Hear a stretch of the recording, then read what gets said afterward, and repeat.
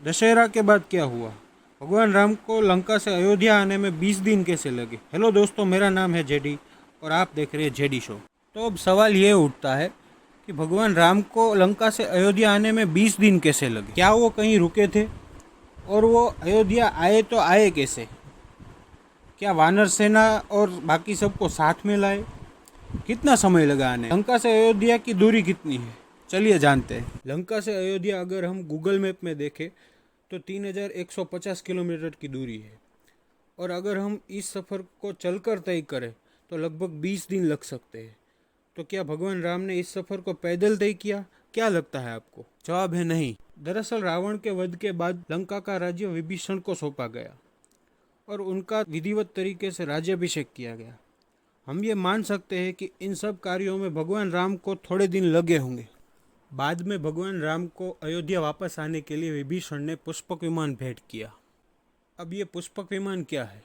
दरअसल पुष्पक विमान ब्रह्मा जी के द्वारा बनाया गया एक अनोखा और अद्भुत विमान था, जो ब्रह्मा जी ने कुबेर को भेंट स्वरूप दिया था, और रावण ने कुबेर से यह विमान छीन लिया था। माना जाता है कि जब माँ सीता का हरण हुआ तब इसी पुष्पक विमान का उपयोग रावण ने किया था।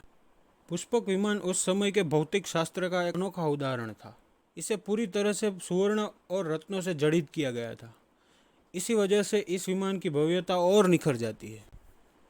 रामायण के अनुसार माना जाता है कि पुष्पक विमान में कितने भी यात्री सवार हो, एक यात्री की जगह फिर भी बचती थी। इसे हम ऐसे समझ सकते हैं कि अगर एक यात्री है या 100 या फिर 1 लाख, पुष्पक विमान यात्रियों की संख्या के हिसाब से खुद को छोटा या बड़ा कर सकता था। इसे हम उस समय के एआई का एक अद्भुत उदाहरण समझ सकते हैं। इससे पता चलता है कि उस समय का विज्ञान कितना आगे था। आज हम एआई की मदद से बहुत सारी ऐसी चीज़ें कर सकते हैं जो 100 साल पहले किसी ने सोचा भी नहीं होगा। लेकिन यह तो 5000 साल और उससे ज़्यादा पुरानी बात है। उस समय में भी हमारा विज्ञान कितना उन्नत था, और ऐसे तो अनगिनत प्रमाण हमारे ग्रंथों में पाए जाते हैं, जिससे हमें हमारे पुरातन विज्ञान के बारे में पता चलता है। चलिए टॉपिक पर वापस आते हैं। प्रभु राम को विभीषण ने पुष्पक विमान भेंट किया और भगवान राम समेत पूरी वानर सेना और बाकी सब महारथी अयोध्या वापस लौटे। प्रभु राम के अयोध्या लौटते ही पूरी अयोध्या नगरी में खुशी की लहर दौड़ गई।